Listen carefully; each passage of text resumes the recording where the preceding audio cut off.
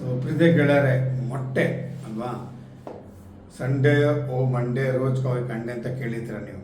ಮೊಟ್ಟೆನ ನಾವು ದಿನಕ್ಕೆ ಎಷ್ಟು ತಿನ್ನಬೇಕು? ಕೆಲವೇ ಮೊಟ್ಟೆಯಲ್ಲಿ ಆ್ಯಂಟಿಬಯೋಟಿಕ್ಸ್ ಹಾಳು ಮಾಡ್ತಾರೆ, ಸ್ಟ್ರಾಯ್ಡ್ಸ್ ಹಾಳು ಮಾಡ್ತಾರೆ ಅಂತ ಇರುತ್ತೆ. ಕೆಲವರು ಕೊಲೆಸ್ಟ್ರಾಲ್ ಜಾಸ್ತಿ ಇರುತ್ತೆ, ತೊಗೊಂಡ್ರೆ ಹಾರ್ಟ್ ಒಳ್ಳೇದಲ್ಲ ಅಂದ್ಬಿಡ್ತಾರೆ. ಸೊ ಬಿ ಪಿ ಅವ್ರಿಗೆ, ಶುಗರ್ ಅವ್ರಿಗೆ, ಡಯಾಬಿಟೀಸ್ಗೆ ಮೊಟ್ಟೆ ಒಳ್ಳೇದಾ, ಎಷ್ಟು ಮೊಟ್ಟೆ ತಿಂದ್ರೆ ಒಳ್ಳೇದು, ಹೇಗೆ ತಿನ್ನಬೇಕು ಅಂತೆಲ್ಲ ಪೂರ್ತಿ ಹೇಳ್ತೀನಿ. ನಾನು ಡಾಕ್ಟರ್ ಮುರಳೀಧರ ಅಂತ 500ಕ್ಕೂ ಹೆಚ್ಚು ವೀಡಿಯೋಗಳನ್ನ ಮಾಡಿದ್ದೀನಿ. ವೀಡಿಯೋನ ಲೈಕ್ ಮಾಡಿ, ಶೇರ್ ಮಾಡಿ, ಮದುವೆ ಸಬ್ಸ್ಕ್ರೈಬ್ ಮಾಡಿ. ವಾರಕ್ಕೆ 3 ವೀಡಿಯೋಗಳನ್ನ ಅಪ್ಲೋಡ್ ಮಾಡ್ತಿದ್ದೀನಿ. ಮರದೇ ಇವಾಗಲೇ ಸಬ್ಸ್ಕ್ರೈಬ್ ಮಾಡಿ, ಬೆಲ್ ಐಕನ್ ಒತ್ತಿ. ಸೊ ನಿಮ್ಗೆ ಮೆಸೇಜ್ ಕೂಡ ಬರುತ್ತೆ. ಖಂಡಿತ ಒಂದು ವೀಡಿಯೋ ಮಿಸ್ ಮಾಡ್ದಂಗೆ ಪೂರ್ತಿ ವೀಡಿಯೋ ನೋಡ್ಬೋದು.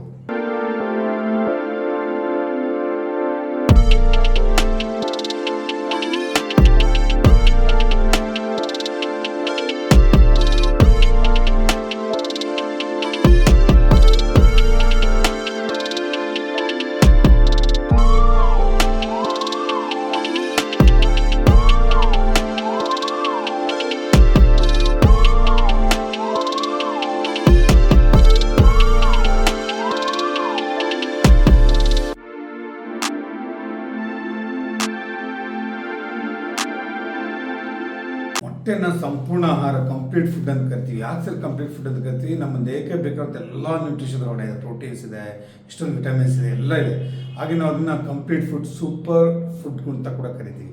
ಸೊ ಮೊಟ್ಟೆಯಲ್ಲಿ ಏನಿರುತ್ತೆ ಡಾಕ್ಟ್ರೆ ಅಂತ ಹೇಳ್ತೀವಿ, ಇವಾಗ ಕೇಳಿಸ್ಕೊಳ್ಳಿ. ಸೊ ಒಂದು 50 ಗ್ರಾಮ್ ಇರುವಂಥ ಮೊಟ್ಟೆ ನಾವು ತೊಗೊಂಡ್ರೆ ಅದರಲ್ಲಿ 65-70 ಕ್ಯಾಲರೀಸ್ ಎನರ್ಜಿ ಇರುತ್ತೆ. 6-7 ಗ್ರಾಮು ಹೈ ಕ್ವಾಲಿಟಿ ಪ್ರೋಟೀನ್ ಇರುತ್ತೆ. ಸೊ ಜೊತೆಗೆ 180 ಮಿಲಿಗ್ರಾಮ್ ಕೊಲೆಸ್ಟ್ರಾಲ್ ಇರುತ್ತೆ. ಜೊತೆಗೆ ಎಷ್ಟೊಂದು ವಿಟಮಿನ್ಸ್, ವಿಟಮಿನ್ ಎ ಇರುತ್ತೆ, ವಿಟಮಿನ್ ಡಿ ಇದೆ, ವಿಟಮಿನ್ ಇ ಇದೆ, ವಿಟಮಿನ್ ಕೆ ಇದೆ, ADK vitamin D, fat soluble vitamins ಅಷ್ಟು ಇದೆ, ವಿಟಮಿನ್ B12 ಇದೆ, ಮತ್ತು ಫೋಲಿಕ್ ಆ್ಯಸಿಡ್ ಇದೆ, ರೈಬೋಫ್ಲೋವಿನ್ ಇದೆ, ಅಷ್ಟು ಇದೆ. ಜೊತೆಗೆ ಮಿನರಲ್ಸು, ಐರನ್ ಇರುತ್ತೆ, ಜಿಂಕ್ ಇರುತ್ತೆ, ಸೆಲೆನಿಯಮ್ ಇದೆ, ಫಾಸ್ಫರಸ್ ಇದೆ. ಸೊ ಇದರೊಳಗೆಲ್ಲ ಬೇಕಾದಷ್ಟು ನಾನು ಹೇಳಿದಷ್ಟು ಎಲ್ಲ ನ್ಯೂಟ್ರಿಷನ್ ಇರುತ್ತೆ. ಜೊತೆಗೆ ಎಗ್ ಯೋಗಲ್ಲಿ ಕೂಡ ಅದು ಕೂಡ ನ್ಯೂಟ್ರಿಷನ್, ಎಲ್ಲೋ ಪಾರ್ಟ್ ಅದರಲ್ಲೂ ಕೂಡ ಕೊಲೆಸ್ಟ್ರಾಲ್ ಇರುತ್ತೆ. ಅದು ಕೂಡ ದೇಹಕ್ಕೆ ಆರೋಗ್ಯ ಭಾಳ ಒಳ್ಳೆಯದು. ಅಂದರೆ ಎಗ್ ನಿಮ್ಗೆ ಗೊತ್ತ, ವೈಟ್ ಪಾರ್ಟ್ ಮತ್ತು ಎಲ್ಲೋ ಪಾರ್ಟಲ್ಲಿ ಅದು ಕೊಲೆಸ್ಟ್ರಾಲ್ ಇರುತ್ತೆ. ಅದು ನಿಮಗೆ HDL ಅಂತೀವಿ, ಗುಡ್ ಅಲ್ವಾ? ಬ್ಯಾಡ್ ಕೊಲೆಸ್ಟ್ರಾಲ್, ಗುಡ್ ಕೊಲೆಸ್ಟ್ರಾಲ್ ಅಂತ 2 ಇರುತ್ತೆ. ಸೊ HDL ಅಂದರೆ ಇಟ್ಸ್ ಗುಡ್ ಫಾರ್ ಹೆಲ್ತ್. ಆ ಒಂದು HDL ಗುಡ್ ಕೊಲೆಸ್ಟ್ರಾಲ್ ರೈಸ್ ಮಾಡೋಕ್ಕೆ ಹೆಲ್ಪ್ ಆಗುತ್ತೆ ಎಲ್ಲೋ ಪಾರ್ಟ್ ಇರುವಂಥದ್ದು. ಖಂಡಿತ ಎಲ್ಲೋ ಪಾರ್ಟ್ ಕೂಡ ತಿನ್ನೋದು. ಎಲ್ಲೋ ಪಾರ್ಟ್ ತಿನ್ನೋದ್ರಲ್ಲಿ ಭಾಳಷ್ಟು ಅಡ್ವಾಂಟೇಜ್ ಇದೆ. ಏನು ಅಡ್ವಾಂಟೇಜ್ ಅಂತಂದರೆ ಅದರಲ್ಲಿ ನಿಮಗೆ ಕೊಲೈನ್ ಅಂತ ಇರುತ್ತೆ, ಅದು important for brain and nerve function ಅಂತ ಹೇಳ್ತೀವಿ. ಮತ್ತು ಲ್ಯೂಟಿನ್ ಆ್ಯಂಡ್ ಝ್ಯಾಂಥಿನ್ ಅಂತ ಒಂದು ಕಣ್ಣಿಗೆ ಬೇಕು ಅಂತ ಪ್ರೊಟೆಕ್ಟ್ ಮಾಡುವಂತಹ ಒಂದು ಆಹಾರ ಪದಾರ್ಥ ಕೂಡ ಅದರಲ್ಲಿರುತ್ತೆ. ಸೊ ಆ ಎಗ್ ಯೋಕ್ನ ನೀವು ಬಿಸಾಕೋದು ಬೇಡ, ಅದನ್ನು ಕೂಡ ತಿನ್ಬೋದು. ಸೊ ನಿಮಗೆ ಭಾಳ ಭಾರತೀಯ ಆಹಾರದಲ್ಲಿ ಪ್ರೋಟೀನ್ ಅಂಶ ಸ್ವಲ್ಪ ಕಡಿಮೆ ತಂಗಿ ಎಗ್ನ ಉಪಯೋಗಿಸೋದು, ಅದರಲ್ಲೂ ಎಲ್ಲೋ ಪಾರ್ಟ್ನ ಉಪಯೋಗಿಸೋದು ಕೂಡ ಭಾಳ ಉಪಯೋಗಕಾರಿ. ಎಗ್ಗಲ್ಲಿ ಒಂದು ಅತ್ಯುತ್ತಮವಾದ ಪ್ರೋಟೀನ್ ತೆಗೆಳೆ, ಮತ್ತು ಅಬ್ಸಾರ್ಪ್ಷನ್ನು ಈಸಿ, ಮತ್ತು ಡೈಜೆಷನ್ ಕೂಡ ಈಸಿ. ಹಾಗಾಗಿ ನಾವು ವೈದ್ಯರುಗಳು ಯಾರು ಇನ್ಫೆಕ್ಷನ್ ಆದಾಗ ಅಥವಾ ವೀಕ್ನೆಸ್ ಇದ್ದಾಗ, ಜನರಲೈಸ್ ವೀಕ್ನೆಸ್ ಇದ್ದಾಗ, ಅಥವಾ ಯಾವುದಾದ್ರು ಕಾಯಿಲೆಯಾಗಿ ರೋಜದಿಂದ ರಿಕವರಿ ಆಗಬೇಕಾದ್ರೆ ಪೇಷಂಟ್ಗೆ ಅಂಥ ಟೈಮಲ್ಲೆಲ್ಲ, ಅಥವಾ ಆಪ್ರೇಷನ್ ಆದಾಗ, ಪೋಸ್ಟ್ ಆಪರೇಟಿವ್ ಆ ಥರ ಟೈಮಲ್ಲಿ, ಇವನ್ ಫ್ರ್ಯಾಕ್ಚರ್ ಆದಾಗ ಕೂಡ ಬೋನ್ ಹೀಲ್ ಆಗೋದಕ್ಕೆ ಪ್ರೋಟೀನ್ ಅಂಶ ಜಾಸ್ತಿ ಇರುವಂಥ ಆಹಾರ ಪದಾರ್ಥ ತೊಗೊಳ್ಬೇಕು ಅಂತ ಹೇಳ್ತೀವಿ. ನೋಡಿ, ವೆಜಿಟೇಬಲ್ ಸಾಕಷ್ಟು ಆಹಾರ ಪದಾರ್ಥಗಳಿದೆ. ಎಲ್ಲ ರೀತಿಯ ಬೇಳೆಗಳು, ಕಾಳುಗಳು, ಪಲ್ಸಸ್ಸು, ಧಾನ್ಯಗಳೆಲ್ಲ ಪ್ರೋಟೀನ್ ಇರುತ್ತೆ, ಇಲ್ಲ ಅಂತಲ್ಲ. ಸೊ ಯಾರು ನೀವು ಸಸ್ಯಾಹಾರಿಗಳಿದ್ದಾರೆ, ಕೆಲವು ನಿಮ್ಗೆ ಗೊತ್ತಿರೋ ಕೆಲವು ಜಾತಿಗಳಲ್ಲಿ, ಕೆಲವು ಪಂಗಡಗಳಲ್ಲಿ ನಾನು ಗೊತ್ತಿಲ್ಲ, ಖಂಡಿತ ಅವ್ರು ಫೋರ್ಸ್ ಮಾಡಿ ತಿನ್ನೋ ಅವಶ್ಯಕತೆ ಇಲ್ಲ. ನೀವು ಪ್ರೋಟೀನ್ ಅಂಶ ಇರುವಂತಹ ನಾನು ಹೇಳಿದಂಥ ಕಾಳುಗಳನ್ನ, ದ್ವಿದಳ ಧಾನ್ಯಗಳನ್ನ, ಅದರಲ್ಲೇ ಪ್ರೋಟೀನ್ ಸಾಕಷ್ಟು ಸಿಗುತ್ತೆ. ಬಟ್ ಯಾರು ನಾನ್ ವೆಜ್ ತಿಂತೀರಲ್ಲ, ಅವರು ಮೊಟ್ಟೆಯನ್ನು ತಿಂದಾಗ ಇಂತಹ ಕಂಡೀಷನ್ಸಲ್ಲಿ ನಿಮಗೆ ಒಳ್ಳೆಯ ಪ್ರೋಟೀನ್ ಅಂಶ ಸಿಗುತ್ತೆ. ಸಾಧಾರಣ ನೀವು ದ್ವಿದಳ ಧಾನ್ಯ 400 ಗ್ರಾಮ್ ತಿಂದರೆ ಒಂದು ಮೊಟ್ಟೆ ಅಷ್ಟು ಸಿಕ್ಬಿಡುತ್ತೆ. ನೀವು ಒಂದು 400-500 ಗ್ರಾಮ್ ತಿಂದರೆ ಬೇರೆ ಸಸ್ಯಾಹಾರದನ್ನು, ಅದನ್ನು ಬರೀ ಒಂದೇ ಮೊಟ್ಟೆಯಲ್ಲಿ ನಿಮ್ಗೆ ಅಷ್ಟು ಪ್ರೋಟೀನ್ ಸಿಕ್ಬಿಡುತ್ತೆ. ಜೊತೆಗೆ ಅದಕ್ಕೆ ನಾವು ಯಾರು ಗ್ರೋಯಿಂಗ್ ಚಿಲ್ಡ್ರನ್ ಇರ್ತಾರೆ, ಆಮೇಲೆ ಯಾರಿಗೆ ಅಥ್ಲೀಟ್ಸ್ ಇರ್ತಾರೆ, ಮತ್ತು ಯಾರು ಪ್ರೆಗ್ನೆಂಟ್ ಇರ್ತಾರೆ, ಮತ್ತು ಯಾರು ಲ್ಯಾಕ್ಟೇಟಿಂಗ್ ವುಮನ್ ಅಂತ ಅಂಥವ್ರಿಗೆ, ಜಿಮ್ಗೆ ಹೋಗೋರಿಗೆ, ಮಸಲ್ ರಿಕವರಿ ಆಗ್ಬೇಕಾರೆ, ಇಂಜುರಿ ಆಗ, ಯಾರು ಸ್ಟ್ರೋಕ್ ಆಗಿರ್ತಾರೆ ಪೇಷಂಟ್, ಅಂಥವ್ರಿಗೆಲ್ಲ ಮೊಟ್ಟೆಯನ್ನು ತಿನ್ನೋಕೆ ಹೇಳ್ತೀವಿ. ಯಾಕೆ ಅಂತಂದ್ರೆ ಅಲ್ಲಿ ಒಳ್ಳೆ ಪ್ರೋಟೀನ್ ಇರುತ್ತೆ, ಕೊಲೈನ್ ಅಂತ ಇರುತ್ತೆ. ಸೊ ಹಾಗಾಗಿ ಅವರ ಒಂದು ಪ್ರೋಟೀನ್ ಅಂಶ ಚೆನ್ನಾಗಿರೋದ್ರಿಂದ ಅವರ ಗ್ರೋತ್ ಚೆನ್ನಾಗುತ್ತೆ, ರಿಕವರಿ ಚೆನ್ನಾಗ್ತಾರೆ. ಸೊ ಹಾಗಾಗಿ ನಾವು ಅಂಥ ರೋಗಿಗಳಿಗೆ, ಅಂಥ ಕೆಲವು ಪೇಷಂಟ್ಸ್ಗೆ ನಾವು ರೆಗ್ಯುಲರ್ ಆಗಿ ಮೊಟ್ಟೆ ತಿನ್ನೋಕೆ ಹೇಳ್ತೀವಿ. ಭಾಳ ಅನುಕೂಲ. ಮೊಟ್ಟೆ ತಿನ್ನಲೇಬೇಕಂತಿಲ್ಲ, ನಾನ್ ವೆಜಿಟೇರಿಯನ್ಸ್ ತಿನ್ನಿ, ವೆಜಿಟೇರಿಯನ್ಸ್ ಬೇಡ, ಅದ್ರ ಬದಲು ಬೇರೆ ಹೇಳೋದಂತ ಅಂದರೆ ಅದನ್ನೆಲ್ಲ ಉಪಯೋಗಿಸ್ಬೋದು, ತೊಂದರೆ ಇಲ್ಲ. ಈಗ ಮೊಟ್ಟೆ ಬಗ್ಗೆ ಒಂದು ಬಿಲೀಫ್ ಇದೆ ಏನಪ್ಪ ಅಂತಂದರೆ, ನಾವು ಮೊಟ್ಟೆ ತಿಂದ್ಬಿಟ್ಟು ಜೀವ ಹಾನಿ ಮಾಡ್ದಂಗೆ ಆಗುತ್ತಲ್ವಾ. ನಾವು ಪ್ರಾಣಿ ದಯೆ ತೋರಿಸ್ತೀವಿ, ಚಿಕನ್ನ ನಾವು ಹುಟ್ಟಬೇಕಾದ್ರೆ ಕೋಳಿ ಮರನ್ನ ಸಾಯಿಸ್ದಂಗೆ ಆಗಲ್ವ ಅಂತ ಕೆಲವರು ಯೋಚನೆ ಮಾಡ್ತಾರೆ. ನೋಡಿ, ಇವಾಗ ಬರ್ತಿರುವಂಥ ಫಾರ್ಮ್ ಕೋಳಿ ಏನಿದೆಯಲ್ಲ, ಅದು ಅನ್ಫರ್ಟಿಲೈಸ್ಡ್ ಎಗ್ ಅಂತೀವಿ. ನೀವು ಎಷ್ಟು ದಿನ ಇಟ್ಟರು, ಎಷ್ಟು ಇನ್ಕ್ಯುಬೇಟ್ ಮಾಡಿದ್ರು ಅದು ಮರಿ ಆಗಲ್ಲ. ಸೊ ಹಾಗಾಗಿ ಆ ಒಂದು ತಲೆ ಇಟ್ಕೊಬಿಡಿ, ಒಂದು ಜೀವನ ತೆಗೆದುಬಿಡ್ತಾ ಇದ್ದೀವಿ, ಜೀವ ಹಾನಿ ಆಗ್ತದೆ, ನಮ್ಮ ಪ್ರಾಣಿ ದಯೆ ತೋರಿಸ್ತಾ ಇಲ್ಲ ಅಂತ. ಹಾಗಾಗಿ ನಾನ್ ವೆಜಿಟೇರಿಯನ್ಸ್ ತಿನ್ನೋರು ನಮಗೇನು ಪ್ರಾಣಿ ಬಗ್ಗೆ ಏನು ಯೋಚನೆ ಮಾಡೋ ಅವಶ್ಯಕತೆ ಇಲ್ಲ, ಮೊಟ್ಟೆ ತಿನ್ಬೋದು. ಯಾಕೆಂದರೆ ಅದು ಅನ್ಫರ್ಟಿಲೈಸ್ಡ್ ಎಗ್, ಹಾಗಾಗಿ ಅದರಿಂದ ಏನು ಚಿಕನ್ ಮರಿ ಬರಲ್ಲ, ಹಾಗಾಗಿ ತಿನ್ಬೋದು, ಏನು ತೊಂದರೆ ಇಲ್ಲ. ಇನ್ನೊಂದು ತಪ್ಪು ಕಲ್ಪನೆಯಪ್ಪ ಮೊಟ್ಟೆ ಬಗ್ಗೆ ಅಂತಂದರೆ, ಮೊಟ್ಟೆಯಲ್ಲಿ ಎಲ್ಲೋ ಪಡೆದ ಕೊಲೆಸ್ಟ್ರಾಲ್ ಇರುತ್ತೆ, ಹಾರ್ಟ್ ಅಟ್ಯಾಕ್ ಜಾಸ್ತಿ ಆಗುತ್ತೆ, ಯಾವುದೋ ಡಾಕ್ಟರ್ ಅಂತ ಕೇಳ್ತಾರೆ. ನೋಡಿ 10% ಅಷ್ಟೇ, 10-20% ನಿಮ್ಮ ಫುಡ್ಡಲ್ಲಿ ಬೋದು, ಮಿಕ್ಕಿದಲ್ಲಿ ನಿಮ್ಮ ಬಾಡಿಯಲ್ಲೇ ಕೊಲೆಸ್ಟ್ರಾಲ್ ಉತ್ಪತ್ತಿ ಆಗುತ್ತೆ. ಎಗ್ಗಲ್ಲಿ ಬರುವಂಥ ಕೊಲೆಸ್ಟ್ರಾಲ್ಗಿಂತ ಬೇರೆ ರೀತಿಯಲ್ಲಿ ತಿಂತಿರಲ್ಲ, ಜಂಕ್ ಫುಡ್ ತಿಂತೀರಾ, ಆಮೇಲೆ ಕರೆದಿರೋಂಥ ಆಹಾರ ಪದಾರ್ಥಗಳು, ಎಣ್ಣೆ ಪದಾರ್ಥಗಳು, ಜಿಡ್ಡು ಪದಾರ್ಥಗಳು ತಿಂತೀರಾ, ಬೇಕರಿ ಐಟಮ್ಸ್ ತಿಂತೀರಾ, ಆಮೇಲೆ ಕಾರ್ಬೋನೇಟ್ ವಾಟರ್ಸ್ ಎಲ್ಲ ಕುಡಿತೀರಾ. ಈ ಥರ ಜಂಕ್ ಫುಡ್ಡಲ್ಲಿ, ಬೇಕರಿ ಐಟಮ್ಸಲ್ಲಿ ಜಾಸ್ತಿ ಕೊಲೆಸ್ಟ್ರಾಲ್ ಉತ್ಪತ್ತಿ ಆಗುವಂಥದ್ದು ಗೆಳೆಯರೆ. ಸೊ ಹಾಗೆ ಅಂಥದನ್ನು ಅವಾಯ್ಡ್ ಮಾಡಿ. ಎಗ್ಗಲ್ಲಿರುವಂಥ ಎಲ್ಲೋ ಪಾರ್ಟ್ನ ಅವಾಯ್ಡ್ ಮಾಡೋದು ಕೂಡ, ಅದರಲ್ಲೂ ಸ್ವಲ್ಪ ಇಂಪ್ರೂವ್ ಆಗುತ್ತೆ, ಜಾಸ್ತಿ ಆಗುತ್ತೆ ಕೊಲೆಸ್ಟ್ರಾಲ್, ಇಲ್ಲ ಅಂತಲ್ಲ. ಮತ್ತು HDL ಅಂತ ಹೇಳ್ತೀವಿ, ಗುಡ್ ಫಾರ್ ಹಾರ್ಟ್, ಆ ಒಂದು ಕೊಲೆಸ್ಟ್ರಾಲ್ ಜಾಸ್ತಿ ಆಗುತ್ತೆ, ಹೆಲ್ತ್ಗೆ ಒಳ್ಳೆಯದು. ಹಾಗೆ ನೀವು ಮೊಟ್ಟೆ ಇರುವಂಥ ಎಲ್ಲೋ ಪಾರ್ಟ್ ತಿನ್ಬೋದು. ಈ ರೀತಿ ಹೇಳಿದ್ರೆ, ಈ ರೀತಿ ಇರುವಂತಹ ಫ್ಯಾಟ್ನ ನಾವು ಸ್ಯಾಚುರೇಟೆಡ್ ಫ್ಯಾಟ್ ಅವಾಯ್ಡ್ ಮಾಡಬೇಕು, ಹೈ ರಿಫೈನ್ಡ್ ಶುಗರ್ಸ್ ಅವಾಯ್ಡ್ ಮಾಡಬೇಕು, ರಿಫೈನ್ಡ್ ಗ್ರೈನ್ಸು, ಜಂಕ್ ಫುಡ್ಸು, ಟ್ರಾನ್ಸ್ ಫ್ಯಾಟ್ಸ್, ಇದನ್ನು ನೀವು ಅವಾಯ್ಡ್ ಮಾಡಬೇಕು. ಇದನ್ನು ಅವಾಯ್ಡ್ ಮಾಡಿದ್ರೆ ನಿಮ್ಗೆ ಆಟೋಮೆಟಿಕ್ಕಾಗಿ ಕೊಲೆಸ್ಟ್ರಾಲ್ ಕಡಿಮೆ ಆಗುತ್ತೆ, ಹಾರ್ಟ್ ಅಟ್ಯಾಕ್ ಆಗೋ ಚಾನ್ಸಸ್ ಕಡಿಮೆ ಆಗುತ್ತೆ. ಹೆಗ್ಗಲ್ಲಿರುವಂಥ ಎಲ್ಲೋ ಪಾರ್ಟ್ನ ತಿನ್ನೋದ್ರಿಂದ ಅಂಥ ಏನು ಮೇಜರಾಗಿ ತೊಂದರೆ ಆಗಲ್ಲ. ಎಷ್ಟೊಂದು ಜನ ವೆಯ್ಟ್ ಕಡಿಮೆ ಮಾಡೋಕ್ಕೆ ಎಗ್ ಒಳ್ಳೆಯದ ಡಾಕ್ಟರ್ ಅಂತ ಕೇಳ್ತಾರೆ. ಎಗ್ ತಿನ್ಬಿಟ್ರೆ ವೆಯ್ಟ್ ಜಾಸ್ತಿ ಆಗುತ್ತೆ ಹೌದಾ ಅಂತ ಕೇಳ್ತೀವಿ. ನೋಡಿ, ಒಂದು ಎಗ್ಗಲ್ಲಿ ಅರೌಂಡ್ ಸಾಧಾರಣ ಒಂದು 60-70 ಕ್ಯಾಲರೀಸ್ ಅಷ್ಟೇ ಎನರ್ಜಿ ಸಿಗುತ್ತೆ.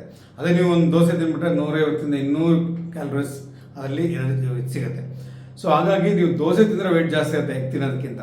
ಬರೀ 65 ಗ್ರಾಮ್ಸ್, ಹಾಗಾಗಿ 65 ಕ್ಯಾಲರೀಸ್ ಇರುತ್ತೆ. ಸೊ ಹಾಗಾಗಿ ಎಗ್ನ ಆರಾಮ ತೊಗೋಬೋದು. ಜೊತೆಗೆ ಎಗ್ ತಿಂದಾಗ ಡೈಜೆಸ್ಟ್ ಆಗುತ್ತೆ, ಪ್ರೋಟೀನ್ ಅಂಶ ಜಾಸ್ತಿ ಇದೆ, ಡೈಜೆಷನ್ ಸ್ಲೋ ಆಗುತ್ತೆ. ಲಾಂಗ್ ಟರ್ಮ್ ಹೊಟ್ಟೆ ತುಂಬ ಫೀಲಿಂಗ್ ಇರುತ್ತೆ. ಹೊಟ್ಟೆ ತುಂಬ ಫೀಲಿಂಗ್ ಅಂದರೆ ಏನಂತ, ನೀವು ಹಸಿವೆ ಜಾಸ್ತಿ ಆಗಲ್ಲ. ಲಾಂಗ್ ಟರ್ಮ್ ಹೊಟ್ಟೆ ಜಾಸ್ತಿ ತಿನ್ನೋಕ್ಕೂ ಕೂಡ ಹೋಗಲ್ಲ, ಹಸಿವೆನೂ ಕಡಿಮೆ ಇರುತ್ತೆ, ತಿನ್ನೋದು ಜಾಸ್ತಿ ತಿನ್ನಲ್ಲ. ಹಾಗಾಗಿ ವೆಯ್ಟ್ ಕಡಿಮೆ ಮಾಡೋರಿಗೆ ಪ್ರೋಟೀನ್ ಅಂಶ ಚೆನ್ನಾಗಿ ಸಿಗುತ್ತೆ, ಮತ್ತು ಜಾಸ್ತಿ ಹಸಿವೆನೂ ಆಗಲ್ಲ, ಕ್ಯಾಲರೀಸು ಕಡಿಮೆ ಇದೆ. ಸೊ ಹಾಗಾಗಿ ವೆಯ್ಟ್ ಕಡಿಮೆ ಮಾಡೋರಿಗೆ ಮೊಟ್ಟೆ ತಿನ್ನೋದು ಭಾಳ ಅನುಕೂಲ ಆಗುತ್ತೆ. ಮೊಟ್ಟೆ ಡಯಾಬಿಟೀಸ್ ಅವ್ರಿಗೆ ತೊಗೋಬೋದಾಗುತ್ತೆ. ಡಯಾಬಿಟೀಸ್ ಅವ್ರಿಗೆ ಪ್ರೋಟೀನ್ ಅಂಶ ಜಾಸ್ತಿನ ಖಂಡಿತ ತೊಗೋಬೋದು, ಮತ್ತು ಅದರಲ್ಲಿ ಶುಗರ್ ಹೈಕ್ ಆಗಲ್ಲ. ಶುಗರ್ ಯಾವ ಆಹಾರ ಪದಾರ್ಥ ಸ್ಪೈಕ್ ಆಗ್ತಾ ಅಂಥ ಆಹಾರ ಪದಾರ್ಥಗಳು, ಹೈ ಗ್ಲೈಸಿಮಿಕ್ ಇಂಡೆಕ್ಸ್ ಇರುವಂಥ ಆಹಾರ ಪದಾರ್ಥಗಳು ಶುಗರ್ಗೆ ಪ್ರಾಬ್ಲಮ್ ಆಗುತ್ತೆ.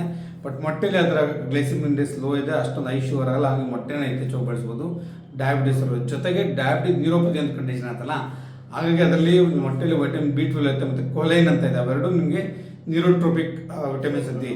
ಅವನು ನರದ ಡೆವಲಪ್ಮೆಂಟ್ಗೆ, ನರ್ವ್ಸ್ ಡೆವಲಪ್ಮೆಂಟ್ಗೆ, ಮತ್ತು ಡಯಾಬಿಟಿಕ್ ನ್ಯೂರೋಪತಿ ಆಗೋದು ಕೂಡ ಅದನ್ನು ಅವಾಯ್ಡ್ ಮಾಡುತ್ತೆ. ಸೊ ಹಾಗಾಗಿ ಮೊಟ್ಟೆಯನ್ನು ಶುಗರ್ ಡಯಾಬಿಟೀಸ್ ಖಂಡಿತ ಉಪಯೋಗಿಸ್ಬೋದು. ಡಯಾಬಿಟಿಸ್ ಸೇಫು ಕೂಡ, ಶುಗರ್ ಲೆವೆಲ್ ಜಾಸ್ತಿ ಆಗಲ್ಲ, ಮತ್ತು ವೈಟಮಿನ್ B12 ಕೊಲೈನ್ ಸಿಗುತ್ತೆ, ಡಯಾಬಿಟಿಕ್ ನ್ಯೂರೋಪತಿ ಕೂಡ ಕಡಿಮೆ ಆಗುತ್ತೆ.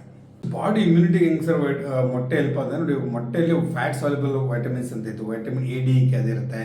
ವೈಟಮಿನ್ D ನಿಮ್ಗೆ ಗೊತ್ತಿರೋಂಗೆ ಬಾಡಿ ಇಮ್ಯುನಿಟಿಗೆ ಭಾಳ ಹೆಲ್ಪ್ ಆಗುತ್ತೆ. ಸನ್ಸ್ಟೇನ್ ಬೇಕಾಗುತ್ತೆ. ಸೊ ವೈಟಮಿನ್ D ಕೂಡ ಹೆಚ್ಚುವುದರಿಂದ ಬಾಡಿ ಇಮ್ಯುನಿಟಿಗೆ, ಮಸಲ್ ಫಂಕ್ಷನ್ಗೆ, ಹಾರ್ಟ್ ಫಂಕ್ಷನ್ಗೆ ಎಲ್ಲದಕ್ಕೂ ಹೆಲ್ಪ್ ಆಗುತ್ತೆ. ಮತ್ತು ಸೆಲೆನಿಯಮ್ ಇರುತ್ತೆ, ಅದು ಕೂಡ ನಿಮ್ಮ ಬಾಡಿ ಇಮ್ಯುನಿಟಿಗೆ ಭಾಳ ಹೆಲ್ಪ್ ಆಗುತ್ತೆ. ಸೊ ಹಾಗಾಗಿ ಮೊಟ್ಟೆನ ತಿನ್ನೋದ್ರಿಂದ ರೋಗನಿರೋಧಕ ಶಕ್ತಿ, ಬಾಡಿ ಇಮ್ಯುನಿಟಿಯಿಂದ ರೋಗನಿರೋಧಕ ಶಕ್ತಿ ಚೆನ್ನಾಗಿ ಇಂಪ್ರೂವ್ ಆಗುತ್ತೆ. ಪ್ರೋಟೀನ್ ಅಂಶದಿಂದ ಮಸಲ್ಸ್ ಕೂಡ ಚೆನ್ನಾಗಿ ಸ್ಟ್ರಾಂಗ್ ಆಗಿರುತ್ತೆ. ಮತ್ತು ಆ್ಯಂಟಿಬಾಡೀಸ್ ಪ್ರೊಡ್ಯೂಸ್ ಮಾಡುವಾಗ ಆ್ಯಂಟಿಬಾಡಿ ಉತ್ಪತ್ತಿ ಆಗೋದು ಕೂಡ ಅದು ಪ್ರೋಟೀನಿಂದನೇ ಆಗುವಂಥ. ಹಾಗಾಗಿ ಪ್ರೋಟೀನ್ ಅಂಶ ಇರುವಂತಹ ಮೊಟ್ಟೆ ತಿನ್ನೋದ್ರಿಂದ ನಿಮ್ಮ ದೇಹದ ರೋಗನಿರೋಧಕ ಶಕ್ತಿ ಕೂಡ ಚೆನ್ನಾಗಿ ಇಂಪ್ರೂವ್ ಆಗುತ್ತೆ. ಮೊಟ್ಟೆ ಕಣ್ಣು ಮತ್ತು ಬ್ರೈನ್ಗೆ ಹೆಂಗೆ ಹೆಲ್ಪ್ ಆಗುತ್ತೆ ಡಾಕ್ಟರ್ ಅಂತ ಹೇಳಿದ್ರೆ, ಪ್ರೋಟೀನ್ ಅಂಶ ಚೆನ್ನಾಗಿ ಬ್ರೈನ್ಗೆ ಹೆಲ್ಪ್ ಆಗೇ ಆಗುತ್ತೆ. ಕಣ್ಣಿಗೆ ಹೆಂಗೆ ಹೆಲ್ಪ್ ಆಗುತ್ತಪ್ಪ ಅಂತಂದರೆ, ಅದರೊಳಗೆ ಹೆಗ್ಯೋಕ್ ಎಲ್ಲೋ ಪಾರ್ಟಲ್ಲಿ ಲ್ಯೂಟಿನ್ ಮತ್ತು ಝ್ಯಾಂಥಿನ್ ಅಂತ 2 ಕೆಮಿಕಲ್ಸ್ ಇರುತ್ತೆ, ಅದು ಪ್ರೋಟೀನ್ ಅಂಶ, ಅದು ಕೂಡ ಭಾಳ ಹೆಲ್ಪ್ ಆಗುತ್ತೆ. ಅದು ನಿಮ್ಮ ಮ್ಯಾಕ್ಯುಲರ್ ಡಿಜೆನರೇಷನ್ ಅಂತ ಕಂಡಿದೆ, ಅದು ಕೂಡ ಭಾಳ ಹೆಲ್ಪ್ ಆಗುತ್ತೆ ಕಣ್ಣಿನ ತೊಂದರೆ ಅವ್ರಿಗೆ. ಮತ್ತು ಕೊಲೈನ್, ಅದು ಕೊಲೈನಿಂದ ಬ್ರೈನ್ನ ಫಂಕ್ಷನ್ಗೆ, ಮೆಮೊರಿ ಪಾರ್ಟ್ಗೆ, ಮತ್ತು ನರ್ವ್ ಸಿಗ್ನಲ್ಸ್ ಎಲ್ಲ ಚೆನ್ನಾಗಿ ಆಗೋದಕ್ಕೆ ಕೊಲೈನ್ ಪಾರ್ಟ್, ಅಸ್ಟೈಲ್ ಕೊಲೈನ್ ಅಂತ ಬರ್ತದೆ. ಕೊಲೈನ್ ಪಾರ್ಟ್ ಇರೋದ್ರಿಂದ ಎಗ್ಗಲ್ಲಿ ನಮ್ಮ ಮೆದುಳಿನ ಫಂಕ್ಷನ್ಗೆ, ಕಣ್ಣಿನ ದೃಷ್ಟಿಗೆ ಎಲ್ಲದಕ್ಕೂ ಭಾಳ ಅನುಕೂಲ ಆಗುತ್ತೆ.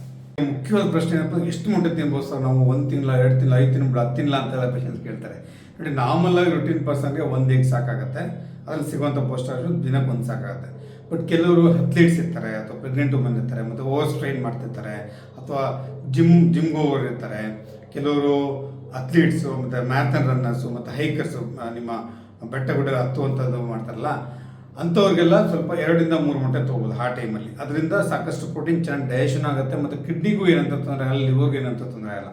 ಅದೇ ಜಾಸ್ತಿ ಡಿಮ್ಯಾಂಡ್ ಇದೆ ನೀವು ಅಥ್ಲೀಟು ಅಂತ ಟೈಮಲ್ಲಿ 2-3 ಎಗ್ ತೊಗೋಬೋದು. ನಾರ್ಮಲ್ಗೆ 1 ಎಗ್ ತೊಗೊಳೋದ್ರಿಂದ ಏನಂತ ದೊಡ್ಡ ಸಮಸ್ಯೆ ಇಲ್ಲ, 1 ಎಗ್ನ ನೀವು ಕಂಫರ್ಟಬಲ್ ಆಗಿ ತೊಗೋಬೋದು. ಬಟ್ ಕೆಲವಾಗ ಏನಾದರೂ ಅದರಲ್ಲಿ ಇಶ್ಯೂ ಇತ್ತು, ಅಲರ್ಜಿ ಇತ್ತು, ಬೇರೆ ಹೆಲ್ತ್ ಪ್ರಾಬ್ಲಮ್ ಇದ್ದರೆ ನಿಮ್ಮ ಕನ್ಸರ್ನ್ ಡಾಕ್ಟರ್ಸ್ನ ಕೇಳಿ ಅದ್ರ ಪ್ರಕಾರ ತೊಗೊಳ್ಳಿ. ಬಟ್ 1 ಎಗ್ ತುಂಬ ಸೇಫು ತೊಗೋಬೋದು, ಏನು ತೊಂದರೆ ಇಲ್ಲ. ಗೆಳೆಯರೆ, ಎಗ್ಗಲ್ಲಿ ನಿಮಗೆ ಆ್ಯಂಟಿಬಯೋಟಿಕ್ ಹಾಕ್ಬಿಟ್ಟಿರ್ತಾರೆ, ಅದು ಸ್ಟೆರಾಯ್ಡ್ಸ್ ಹಾಕಿರ್ತಾರೆ ಅಂತಾರೆ.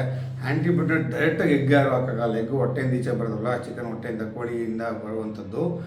ಸೊ ಹಾಗಾಗಿ ಅದಕ್ಕೆ ಡೈರೆಕ್ಟ್ ಇಂಜೆಕ್ಟ್ ಮಾಡಲ್ಲ. ಬಟ್ ಊಟದಲ್ಲಿ ಕೆಲವು ಹಾಕಿರ್ತಾರೆ ಅಂತ ಹೇಳ್ತಾರೆ ಪೋಲ್ಟ್ರಿಯಲ್ಲಿ.